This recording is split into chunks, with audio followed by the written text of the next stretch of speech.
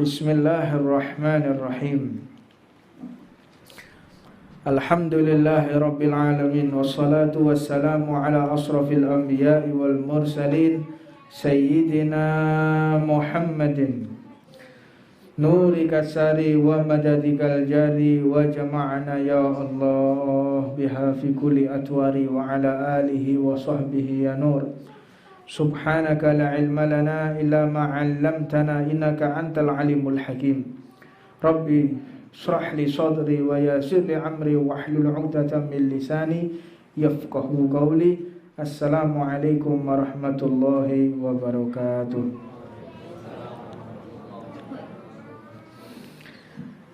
Qala radhiyallahu ta'ala wa nafa'ana Allah bih al-Imam Abdullah bin Al-Haddad. Beliau menyampaikan di dalam kitabnya Da'watut Tammah, yakni sebuah nasihat, sebuah dakwah menurut pedoman yang tidak keluar dari rel Nabi Muhammad SAW. Di dalam fasal yang ketiga, nasihat, peringatan, teguran, dan himbauan bagi para pemimpin, bagi para penguasa, bagi para raja dan pemerintahan dari golongan umat Islam. Ini nasihat untuk mereka semua yang mereka menjabat, yang mereka menjadi pemimpin di daerah umatnya Nabi Muhammad SAW. Fa'lamu, ketahuilah, keberadaan pemerintah adalah suatu perkara yang sangat berat, dan manusia tidak ada yang bisa keluar dari perkara ini. Manusia pasti terlibat di dalam urusan ini. Pemerintahan suatu perkara yang berbahaya dan pemimpinnya berada dalam puncak bahaya. Jadi setiap pemimpin yang memiliki satu perkara yang berbahaya dalam rakyatnya, dalam keadaan berbahaya, tentu pemimpinnya lebih berbahaya daripada rakyatnya. Maka jika mereka, para pemimpin ini, menjalankan kewajibannya kepada para hamba-hamba Allah, niscaya mereka akan mengalami satu perkara yang sangat penat dan lelah. Jadi tidak ada ceritanya seorang pemimpin pemerintahan itu mereka yang tidak mengalami satu perkara yang sangat membuat dirinya gelisah, yang membuat dia pusing, yang membuat dia sumpek, suntuk, penuh dengan bahaya, penuh dengan ancaman, penuh dengan kerugian. Itu adalah wujud kepimpinan. Makanya sungguh heran jika ada orang berebut menjadi pemimpin. Ini sungguh heran ini. Padahal hakikat daripada seorang pemimpin ini pasti dia akan mengalami satu kepenatan yang luar biasa. Maka Rasulullah SAW, beliau ini pun mengatakan, kullukum ra'in wa kullukum mas'ul an ra'iyatih. Kalian semua ini pemimpin. Jadi di antara kita tidak ada yang tidak menjadi pemimpin. Semua kita ini pemimpin. Kalau dia sebagai kepala rumah tangga, berarti dia menjadi bapaknya yang menanggung jawab dari segala perkara yang ada di dalam rumah tersebut. Kalau ada istrinya tidak pakai jilbab, buka aurat, dia akan diazab dan akan dipertanyakan oleh Allah Subhanahu wa taala. Kalau ada anaknya yang sampai berbuat salah, ada anaknya yang sampai berbuat maksiat, ada yang mabuk, ada yang mencuri, maka dia harus benar-benar mempertanggungjawabkan di hadapan Allah Subhanahu wa taala. Jadi semuanya, kita pun yang belum menikah, belum berumah tangga, kita pun menjadi pemimpin. Pemimpin atas apa? Atas segala panca indera yang Allah berikan kepada kita. Itu akan ditanyakan kepada Allah. Ditanya oleh Allah, bagaimana engkau menggunakan kedua matamu, bagaimana engkau menggunakan telingamu, bagaimana engkau akan menggunakan tanganmu, seluruhnya akan diadili oleh Allah Subhanahu wa taala. Maka Rasulullah SAW mengatakan, innakum satahrisuna 'alal imarah Wa innaha saqawnu nadamatan yaumal qiyamah. Sesungguhnya kalian kelak akan berebut kepimpinan. Kelak kalian akan berebut menjadi penguasa. Kelak kalian akan mempertaruhkan segala apapun yang kalian punya untuk menjadi kepala di dalam satu pemerintahan. Ini Nabi Muhammad sudah mengatakan demikian.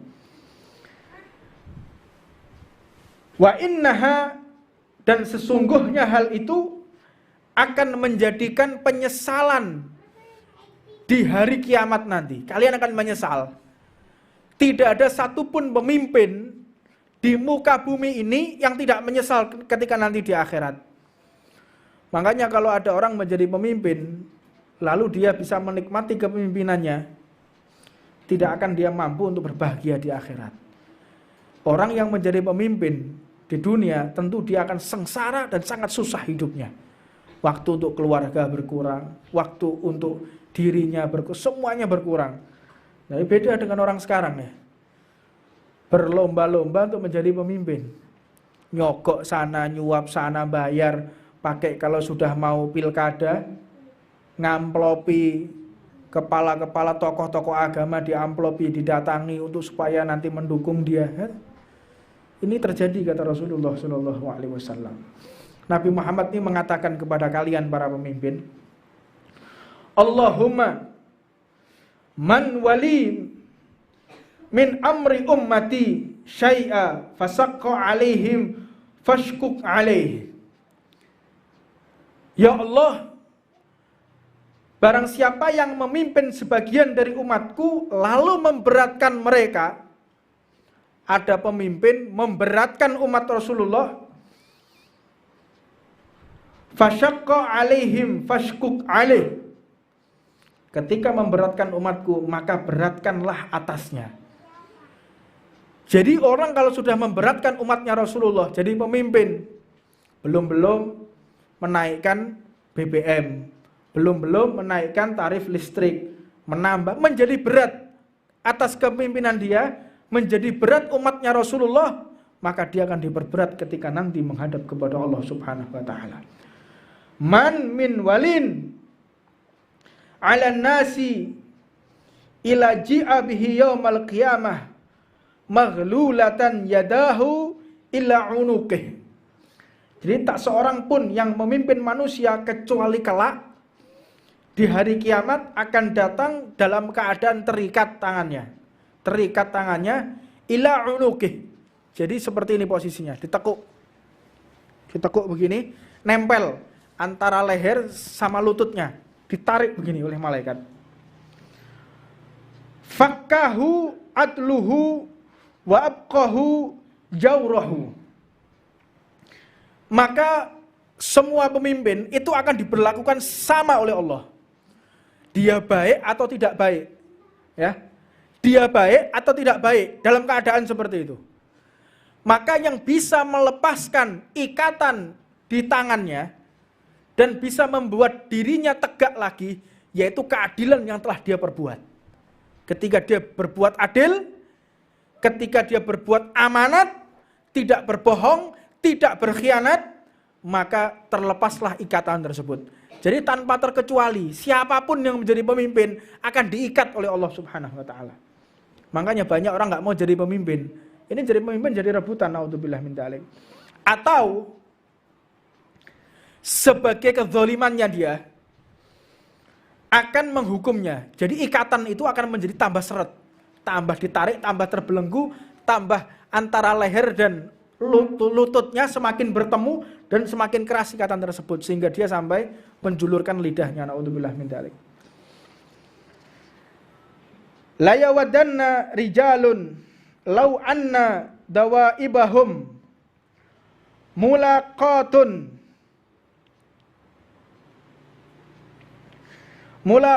bitharaya walam yalu min amri nasi syai'ah.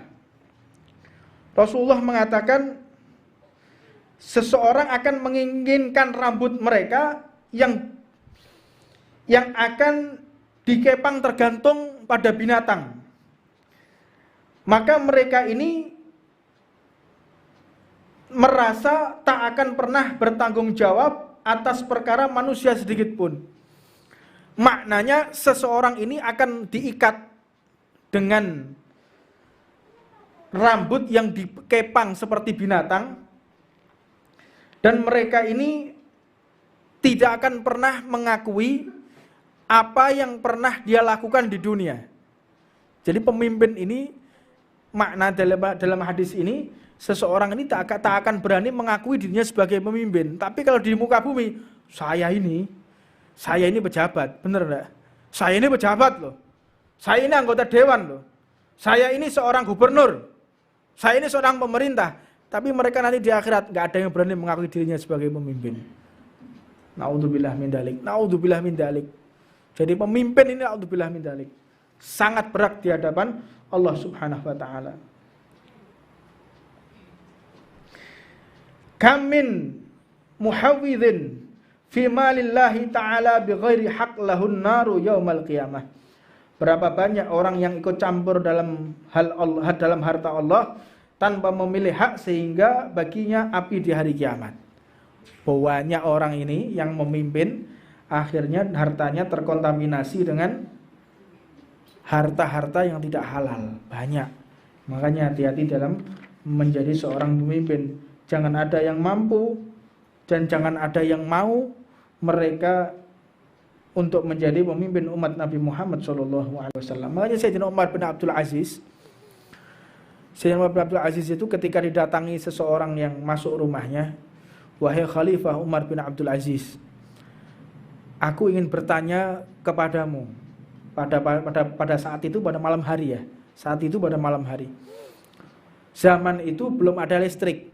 Jadi menggunakan minyak dan teplok, kayak teplok begitu. Dinyalakan. Apa keperluanmu?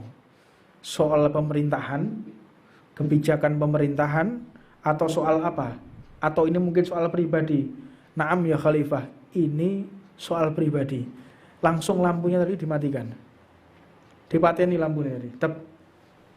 Dimatikan lampunya. Ya. Kata beliau, loh kok dimatikan?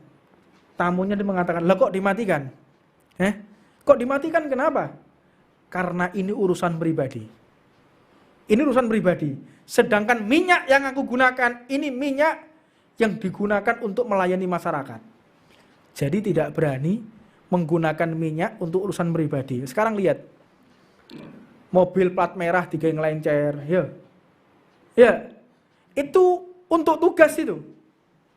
Untuk tugas negara. Kita bisa melihat satu yayasan Makbaroh, saya pernah melihat yayasan pengurusan pemakaman. Entah itu Sunan Bonang, entah itu Sunan Ampel, digekeliling. Itu pegawai zalim yang seperti itu. Akan ditanya oleh Allah Subhanahu wa taala. Keluarnya mereka tanpa ada keperluan yang berkaitan dengan masalah urusan Makbaroh, misalnya, atau urusan pemerintahan, maka berapa itu yang sudah digunakan uang rakyat yang dia gunakan secara haram. Hati-hati. Kita bisa lihat, biasanya rumah dinas digunakan untuk keperluan pribadinya. Kan sering kita lihat, listriknya, mungkin airnya, mungkin hal-hal yang tidak keperluan rakyat, tidak untuk keperluan umat, tidak untuk keperluan yang sifatnya umum, untuk pribadi, untuk keluarganya, untuk golongannya. Yang kau gunakan adalah uang rakyat dan kau akan ditanya oleh Allah Subhanahu wa taala. Enggak mudah menjadi pemimpin. Makanya setiap perkara pakai sepeda motor plat abang, hati-hati loh, Pak. Pakai mobil dinas, hati-hati loh. Anda gunakan selain keperluan dinas itu haram hukumnya. Ini adalah satu amanat yang Allah berikan kepada seorang pemimpin pemerintahan. Kadang-kadang digunakan yang nggak masuk akal. Ya, ini perlu dipahami ini. Perlu orang mengerti. Makanya rusaknya zaman ini karena orang tidak mengerti di dalam bab pemerintahan. Makanya orang sok mengerti pemerintah, tapi dia nggak tahu mana yang haknya rakyat dan mana yang kewajibannya yang harus dia tunaikan itu dia nggak tahu. Makanya nggak karu-karuan negara kita. Karena banyaknya balak yang Allah turunkan kepada mereka yang tidak mengerti dalam hal ini. Sedangkan satu kisah Sayyidina Ali karamallahu wajha wa radhiyallahu ta'ala anhu. Sayyidina Ali karamallahu wajha. Kenapa dikatakan karamallahu wajha? Kenapa? Karena Sayyidina Ali ini tidak pernah sekalipun melihat auratnya. Jadi tidak pernah tahu auratnya itu seperti apa mulai beliau balik sampai beliau wafat, nggak pernah tahu. Lah kok ada orang yang tahu beliau ini nggak pernah lihat auratnya? Yang pertama dalilnya beliau ini pernah ditantang oleh seorang Yahudi. Ditantang oleh seorang Yahudi yang meneliti kehidupannya Sayyidina Ali. Engkau adalah seorang jagoannya umat Islam, seorang pemuda jagoan. Berani, masih muda, jagoan betul Sayyidina Ali.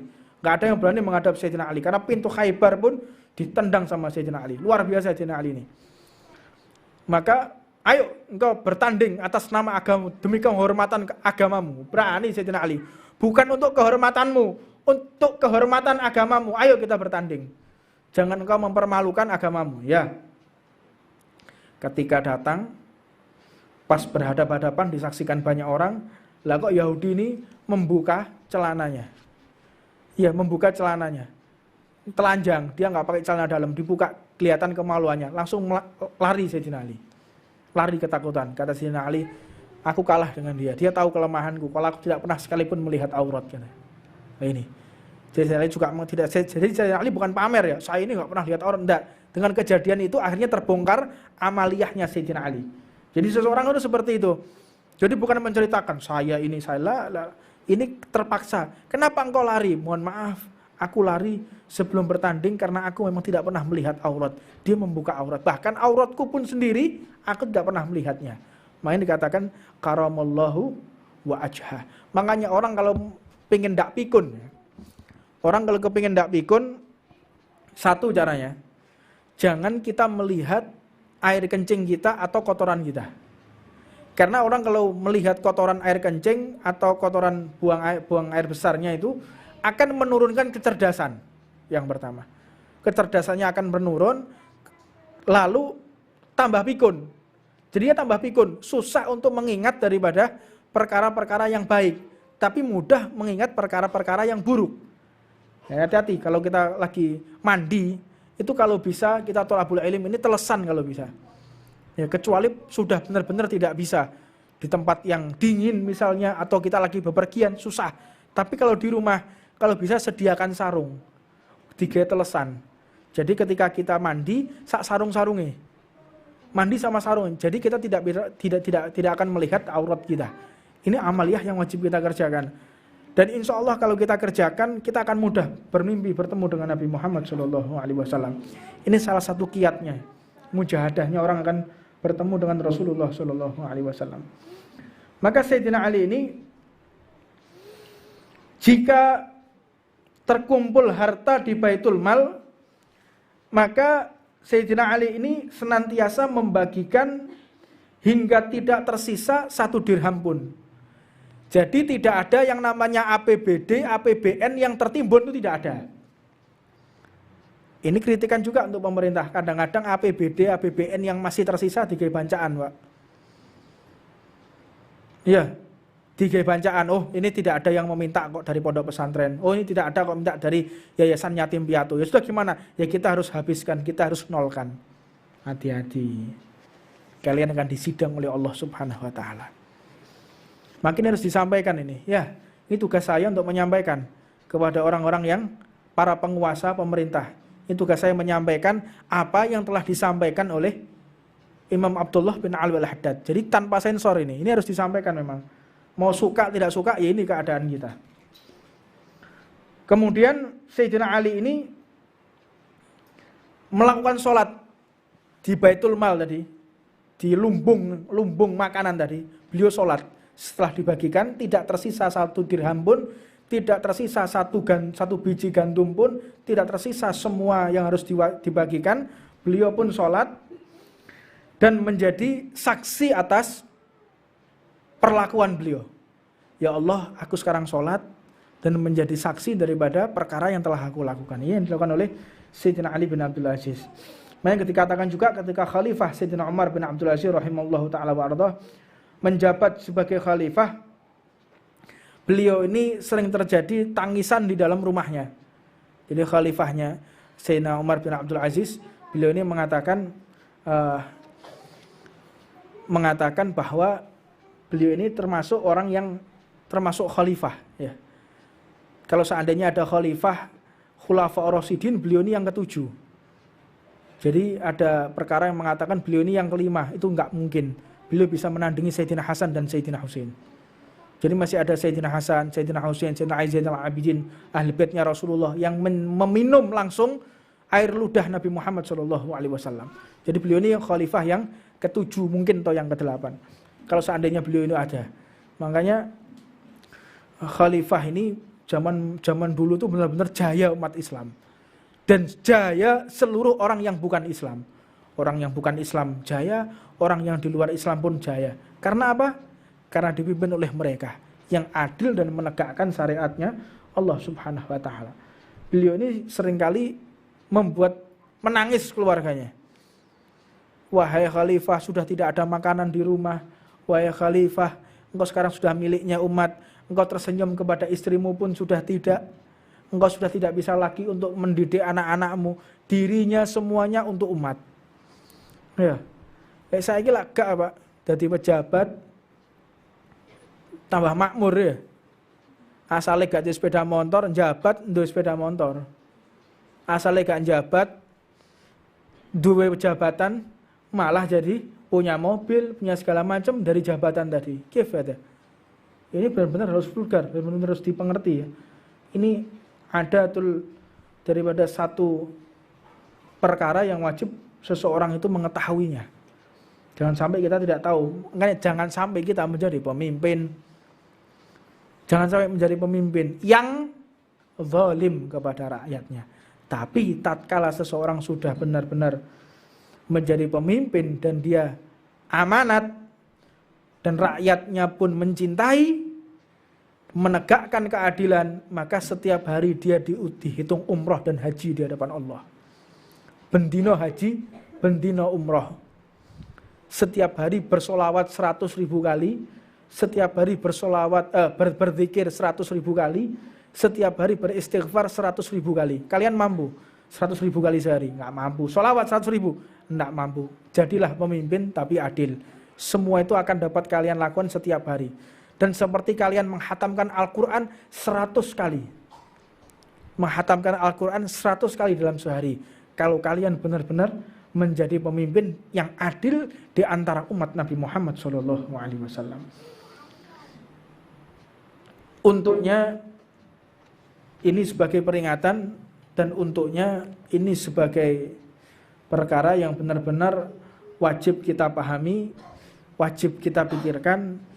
Jadi pemimpin tidaklah mudah, jadi pemimpin tidaklah gampang, tapi jika kalian bisa amanat, benar-benar bisa mengemban amanat ini, maka tentunya kalian akan mendapatkan posisi tertinggi di hadapan Allah Subhanahu wa taala. Makanya kalau seorang pemimpin itu gak usah umroh, Pak. Harusnya ya. Gak usah umroh, gak usah haji. Kalian sebagai pemimpin sebuah negara mayoritas umat Islam, setiap hari sudah dihitung umroh dan haji. Jadi umroh haji itu tidak penting bagi seorang pemimpin yang adil. Tak usah. Karena setiap hari engkau sudah haji dan umroh. Ya mudah-mudahan Allah Subhanahu wa taala menyelamatkan kita. Dan kalau memang Allah Subhanahu wa taala mentakdir kita menjadi pemimpin, semoga Allah membantu kita. Membantu dan memberikan hidayah petunjuk kepada kita sehingga bisa adil di antara umat Nabi Muhammad SAW. Rabbana atina fid dunya hasanah wa fil akhirati hasanah wa qina adzabannar. Wa ala man wa sayyidi al-habib Umar bin Habib bin Hafid wa ala man wa al-habib Ahmad Jamal bin Tawab bin Abu Bakar ila hadratin Nabi Muhammadin sallallahu alaihi wasallam. Al-Fatihah.